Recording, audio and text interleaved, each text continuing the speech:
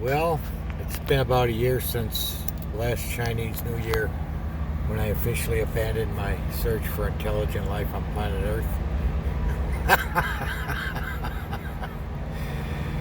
And with a few exceptions. And at any rate, I'm just going to discuss a few things, which is, I said I'm a man of one word, variations of That's the nature of our being. That's the nature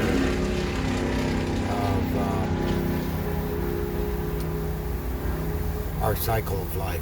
Where we came from is where we return, like the Zen circle. Where it began, where it ends. The Alpha and the Omega, that merged in its pre-manifested state as pre-manifested reality.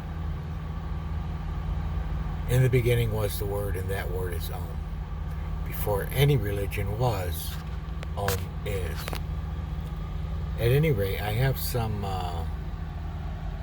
it's not going to do it. I have some interesting pictures I found on YouTube, and I was just going to go over them because they're relevant to what I was showing on one of my videos. See this guy, you see that type of like a ball, like what I was showing you, with the cone and the ball on the top. It's similar, but at any rate, I said that's what peace looks like. When I asked the Pope if he could hear the sound of one hand slapping, because they teach against meditation, and yet these angels are in the next higher heavenly world than the kingdom of Christ, which is in the astral world. This is the ethereal world right here. You see he's Asian.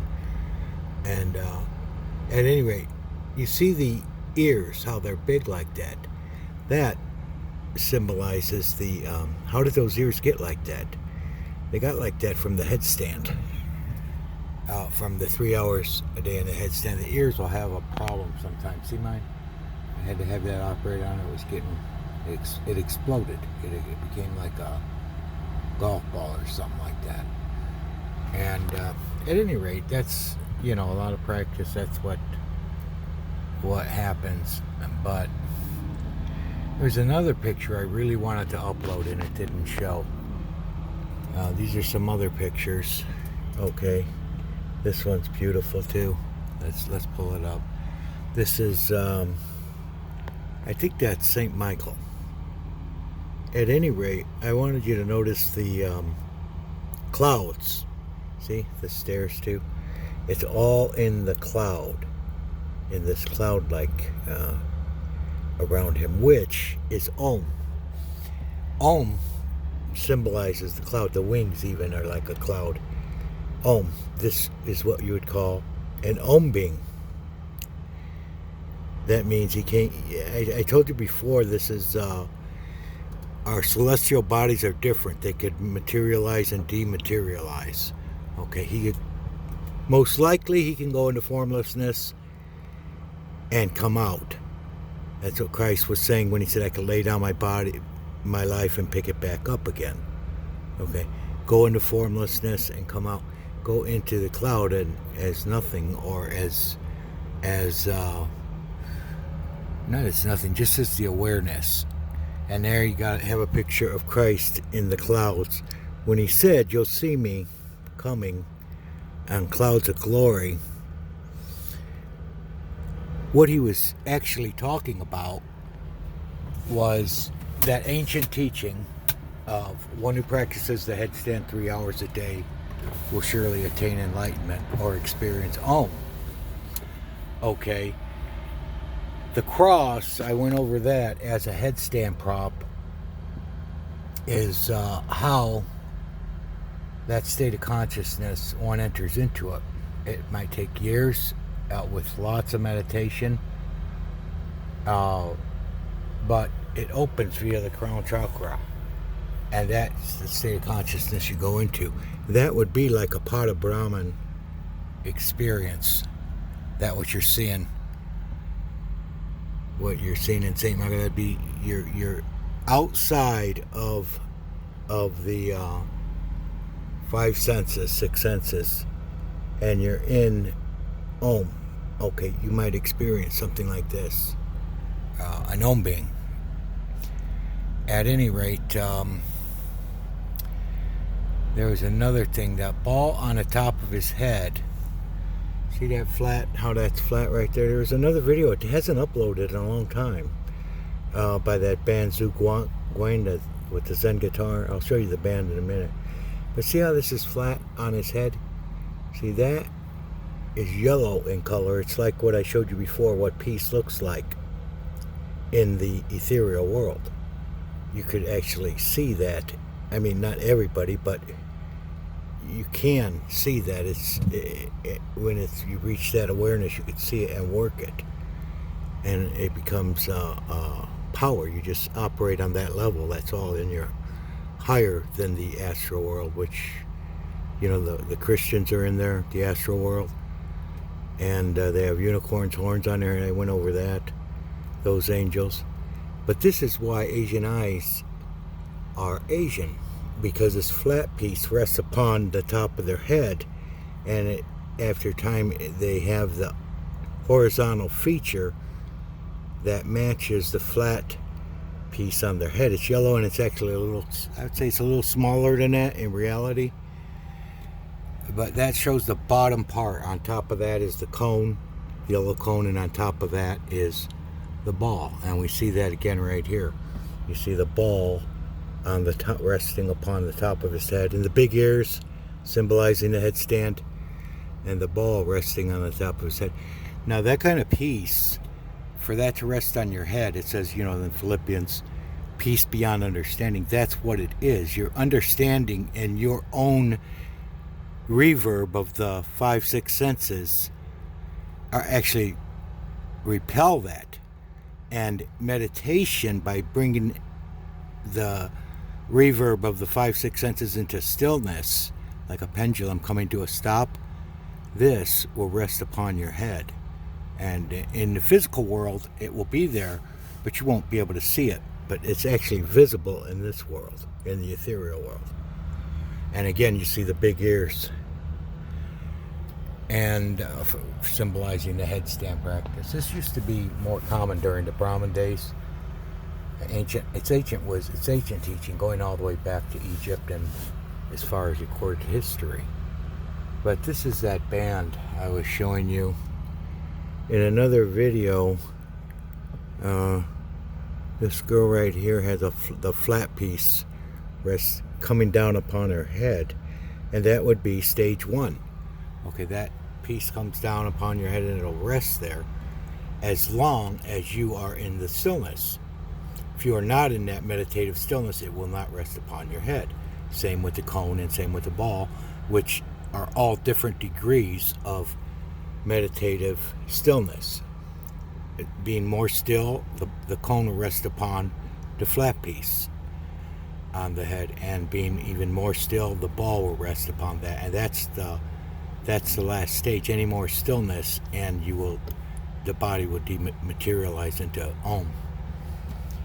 So it can be reached via that ancient teaching, and 3 hours in a headstand for physical bodies, but angels can still meditate into it. And most people won't do that teaching, so meditation would be still practice meditation in heaven. So it's due on earth as it is in heaven, and yet a lot of Christians have a problem with it. And yet, the power, not the words, There's another one with the ball on the top, similitudes of it, similar to it. And then here, this one's very clear. That one, you see how the ball's resting on its head? That's what I was showing you. That's how that's the resurrection in the big ears.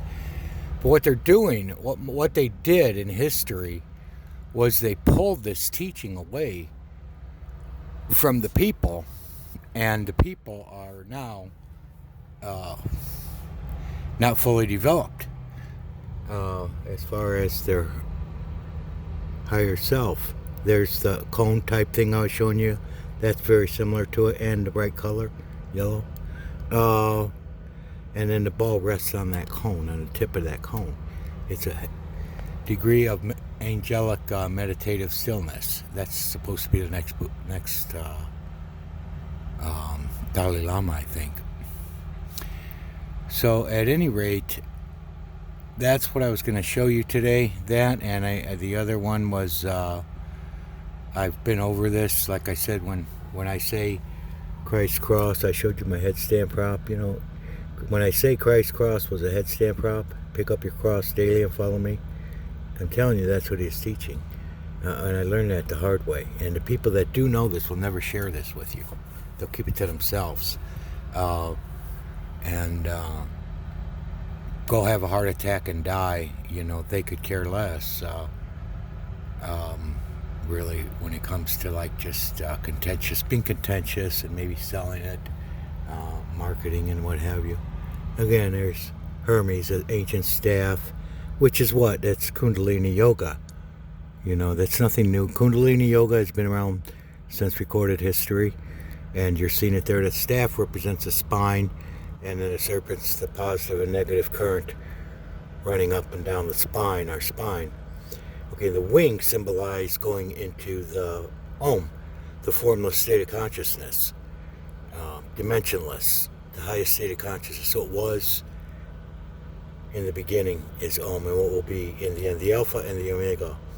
Om is like a source field, rumbling, thundering sound, so they say Om, because it's rumbling, thundering like Om. Om, the rumbling, thundering, which is a formless reality that we're all encompassed in, we're enveloped in it 24/7, but we can't see that reality, and we can't hear it because it exists in sight beyond the eyes, but there is not, and sound beyond the ears, okay, in that state of consciousness, that's associated with the highest state of consciousness in yoga. Again, you see that, but the only thing on this one, that's the American Medical Association symbol. So you see the Kundalini Yoga, the staff, and the serpents representing the Inga, I think it's called, the positive and negative currents running up and down the spine via the spine is the main, our main wire harness. But you see the ball at the top of this one, that symbolizes a different color. The blue, the yellow ball on the head, on the tip of the cone that rests upon the heads of the angels in meditation, in the ethereal world that are in meditation. And from there, then you see how I told you that the wings, from there, it's where the Buddha's eagle perches. You see the wings, and this is where any more stillness, and you will dematerialize the ethereal world and fly with the Buddha's eagle, formless awareness. And so that's a symbol of the American Medical Association, at any rate. And Buddha was teaching something, I say really, in a sense, if you really look at it, when Buddha said, what do you teach? And he said, I teach Brahmayana. Okay. I think that was just another way of saying I teach Kundalini Yoga. And of course you see these pictures of him in the headstand. I went over that before, practicing. That's just hanging upside down from a tree. But that was like off a Buddhist documentary anyway. That was during his austere years, and yes, it is mandatory that training be done. But then he was probably told by senior monks that he had to keep it a secret. Secret teachings. He didn't like secrets. So at any rate, that is the path to God. Right there. The internal path to God. Right here. Because we're enveloped by Om. First, a divine white living light, which the angels think in the astral world, they think that light is God, the divine white living light. It's not. Om would be the God who said, let there be light. Om, the rumbling, thundering Om. Okay, that's on a higher level than even, like I said, an astronomical number of angels think that the light is God, the divine white living light. So, getting a spam call.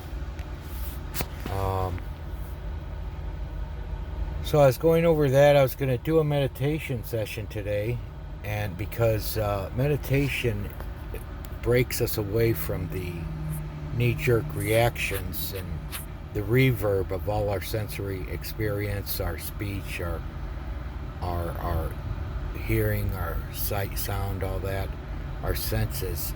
It brings that to a stillness, and our energy of our internal mind energy is at odds with the divine white living light, the omniscient mind of God. It's friction against it.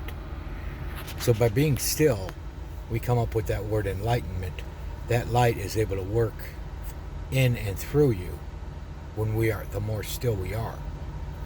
And I went over the Holy Bible, how that book is a living light in the astral world, and that it shines brighter than the divine white living light, because the lifetrons are tiny little particles of white light, and together they actually shine brighter. They're like compressed particles, little pieces of light from the divine white light. So because they're compressed, they shine brighter than the divine white living light itself. And but if we take Christianity to a higher level and say, okay, here's the Holy Bible, the living light shaped like a cone or a teepee. The Native American Indians had a whole culture that had the beauty of the teepee is actually in the beauty of the Holy Bible as it is in the astral world. That was wiped out by the Catholics. But we just keep moving on. And at any rate, what does that light say when you experience it as a humicorn? It says, meditate. That's what that light says, because we are always in a state of friction with first the divine white living light and then Om. That's why they said, Buddha said life is suffering, and they said the original sin was actually breaking out of that pure formless awareness, having desires that led us to be born. And then we have become entangled in this, and it cut our life down to 120 years. Why? We're in strife with the Spirit of God. It's not good for a man's spirit to be in strife with the Spirit of God. So that meditation is the wu wei, they say in Chinese. It means non-striving. Meditation, we're in a spirit of strife by separating from God initially. The original sin is along them lines. And the separation from Om. Going from formless awareness into this configuration, we are now humans. And then for desires, it might be sex, whatever it might be that pulled us out of there. And then they say the most noble is to teach. That's the most noble way to leave. But then again, they say, Swami Sivananda says that's even vanity too. That's even to do that is vanity and vexation of spirit. So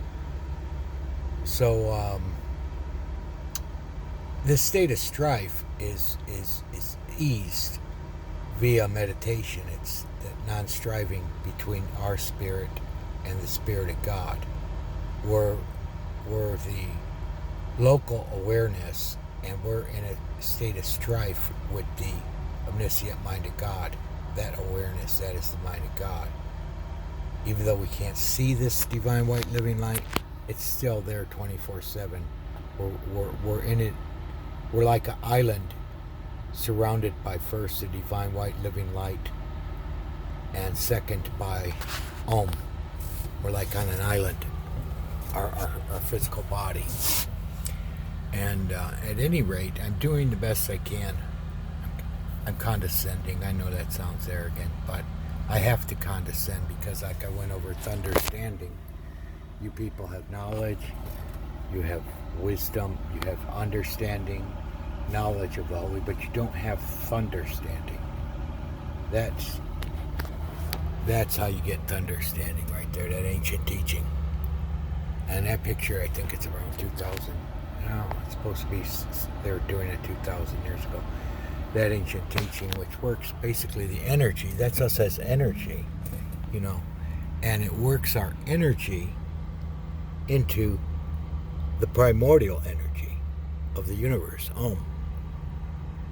And so looking at it in an almost scientific way, not in a religious way, you could look at yoga either way. You could look at it religiously or scientifically. Either way, they don't care. But the point is to reach Om, and they even pull that out. You know, wealthy people will always come and make a business out of religion, and they will force the people of that religion not to teach fully in a way that you would know God, because once you know God, there's no reason for the religion really. But I say, you know, you should know God, and then you should practice your religion from that perspective, from knowing versus let's play make-believe. You know, it's bad enough the human race is like playing make-believe. I'm a physical body living in a physical world, and now I know my ABCs with all the intellect and noisome pestilence of the human intellect. Sometimes it's like, or chirping birds, you know, that chirp according to the harmonic resonance of the earth, and we chirp, are like chirping birds with our intellect chirping in harmonic resonance with the light in our eyes, you know. And it has its place, but it's way overrated because we've replaced the omniscient mind of God and placed our thoughts above the or Om, or the divine white living light. We can't handle the truth that the divine white living light, the omniscient mind of it, is infinitely greater than ourselves. You know, it hurts our ego. That's what meditation does too. It helps ease the ego to be able to go into an experience of something that's infinitely greater than you, or me, or the human race, and all the human mind energy that was, is, or will be. The divine white living light mind energy is infinitely greater, and Om is still infinitely greater than divine white living light. Okay. So meditation eases that, and it's the preparation that I practice just like this, in preparation for going into super consciousness. In preparation for super consciousness via the ancient teaching, 3 hours in the headstand. Meditation is preparation to make that transition so you're not shocked by that. I think that's how St. Jude really died. I think he hit Om, but he wasn't prepared, and the shock was too great for his ego, and he didn't kill himself, his ego killed him. You know, because we like to think we're big. And meditation is like Isaiah, where they say, how much higher are your thoughts than ours, God's thoughts than ours, and how much higher are his ways, and that verse. Well, how much higher are his thoughts than us? In meditation, we place his thoughts higher than ours and come to stillness. And that's a download's happening, but we don't see it or realize it. But you know it's happened because you've centered your chi. You've gone to the center, placing the hands in the center, Zazen style. An inch below the belly button is where the center of gravity of the human being is. And we think it's our thoughts and our perceptions, and we just say we're alive and for this reason or this biological reason, but it's really chi the lifetrons flowing through us. That gives the cells their intelligence. That comes out of the omniscience of the divine white living light. Because if you just think about our cellular intelligence, it's unfathomable. Trillion cells going here and there and knowing what to do. So meditation is a preparation for that. Well, I call this teaching, the headstand teaching, I call that raising the serpent. See, when Christ was talking about raising the serpent, you're looking at it right there. That is the path to God. It's an internal path, our energy, bringing it into a state of yoga or union with Om, that rumbling, steady thundering, and that's in formlessness. Our physical body has form, our astral body has form, our ethereal body has form, Asian, and I showed you why. But those bodies, they could dematerialize and rematerialize, okay? So, and our causal body is formless. That's our will, our intention. And then our soul body is formless too, and that symbolizes our soul body, the wings, the flying with the Buddha's eagle. This is the internal path to God. This is how God realization happens. Those two teachings, one who does that, stand 3 hours a day, and then lots of meditation. I might do a meditation video. I was going to do one initially, but I started going over some old pictures. Because it's internal, because God, Om, we're enveloped, we're like on an island surrounded by the divine white living light first.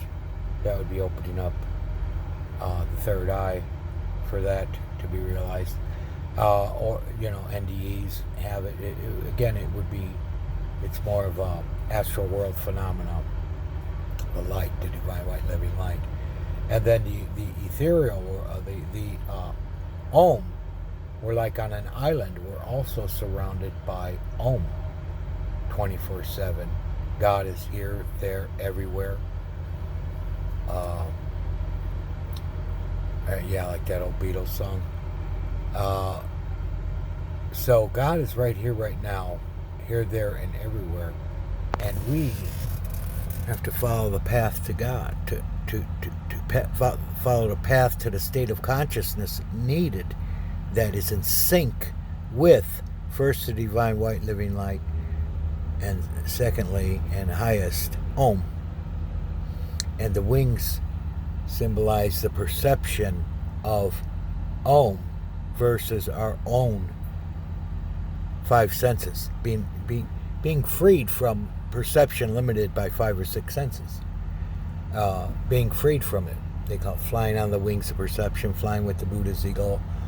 Christ said that many times, how I've tried to gather you as an eagle gathers his young. But the modern education system is raising parrots instead of Buddhist eagles. They're raising parrots. We just repeat what somebody says, take a test, memorize how much we could fill our memory bank, and then that's the definition of education. Of course, that's childish and silly. But people are walking around like, now I know my ABCs with their sermons, sutras, satsangs, and lectures. Okay, it's a temporary knowledge. Okay, it works with temporary knowledge, but it should in no way whatsoever be placed higher on the priority list of civilizations of man than the eternal knowledge,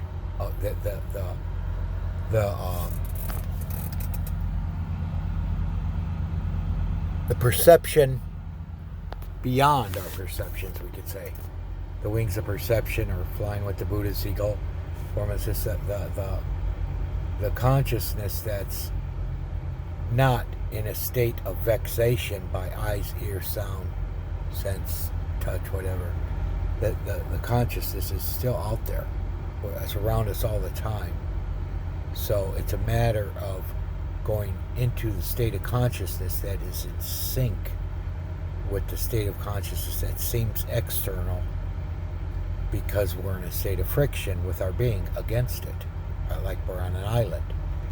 But bringing our state of consciousness into sync with that state of consciousness, call it cosmic consciousness, what was before the universe was, call it whatever, it's an eternal path. We have to go into sync with that consciousness, and we're in a state of strife.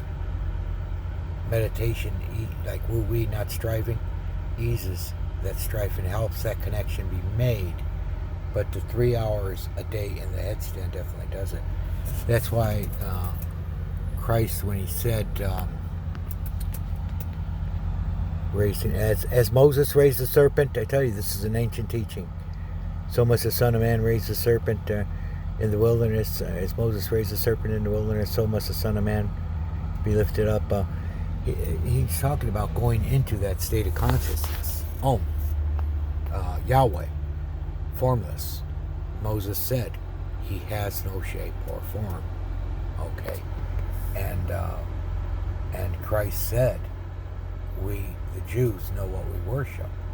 Because I've gone over that, about the Jewish yarmulke and the experience of opening up the crown chakra and the headstand. How the blood, you could start to feel the blood heartbeat in the brain, and then it expands, feels real good. Incredible sense of pleasure, rush of pleasure like you never felt in your life.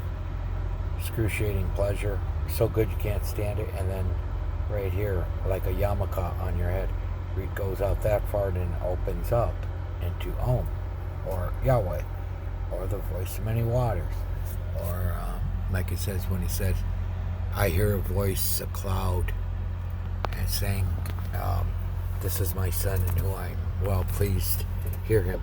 This is, again, the cloud. That's with the unicorn's horns symbolized there.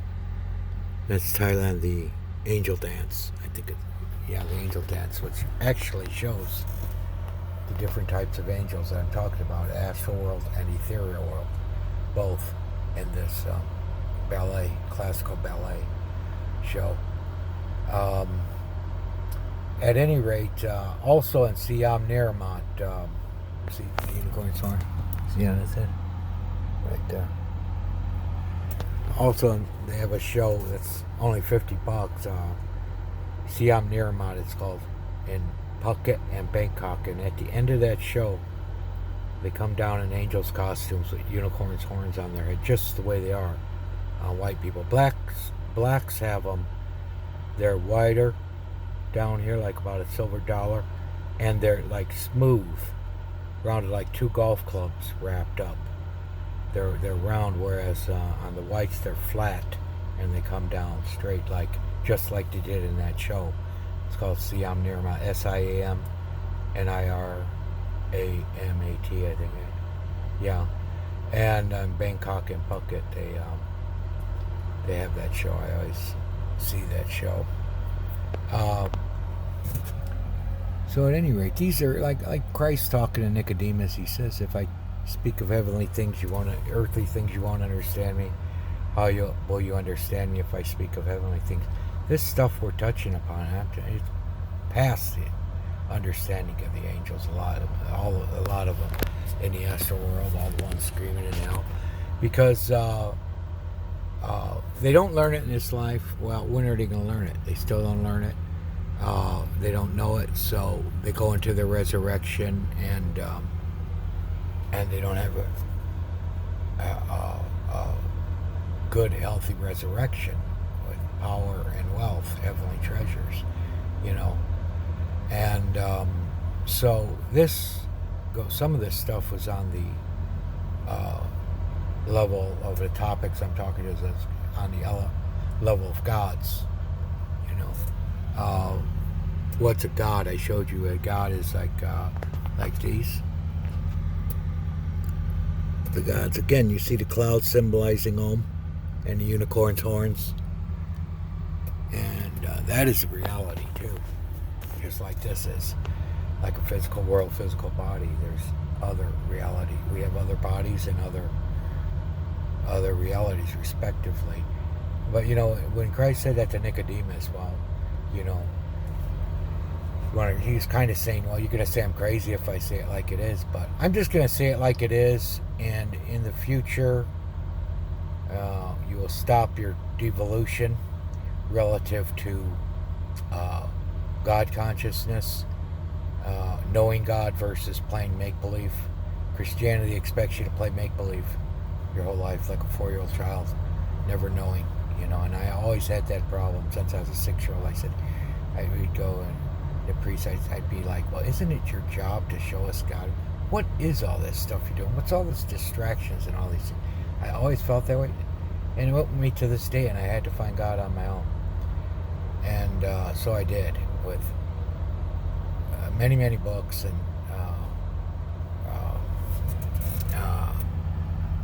and then I've come to see Zen experiences. Zen is just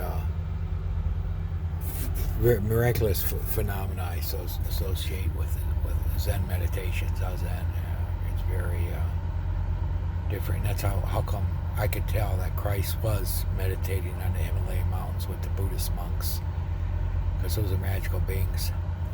And in fact, I might got this picture. Yeah, I did. Like this guy right here. You see how he this hippie has these tones? He's a Spanish guitarist. You see how he kind of looks, has like his hair like that, looks like it might be an eagle? I'm telling you, I wouldn't be amazed if he turned into an eagle right there on the spot and flew away, because I'm used to that type of non-ordinary reality, and I associate it with Zen meditation, because you shut off your mundane knee-jerk reactions of sensory experience and these other if you bring the astral world, the angelic world, what they could do into the physical world, you're always going to say, oh, it's a miracle in that. Oh, he's walking on water. Well, I don't know if it could have been in his physical body, but I know every human being can walk on water, because every human being is an angel. We all have a body of light. And then we die, we leave manhood, womanhood, go into angelhood. So live accordingly. The body of light can walk on water. So, at first it seems like, I don't know, like oh, this, I can't believe it, and is this really true? And then you realize that we have another body, and that body world, respectively, that body operates in a world of light. Okay, but then those angels still get trapped in the light. They get stuck, like the human race today is stuck inside their rubber room. I call that their bubble of perception, self-reflecting bubble of perception they're stuck in. And then I call their straitjacket their 5 or 6 senses. So they're stuck inside that. Their awareness is stuck inside of that, and usually for their whole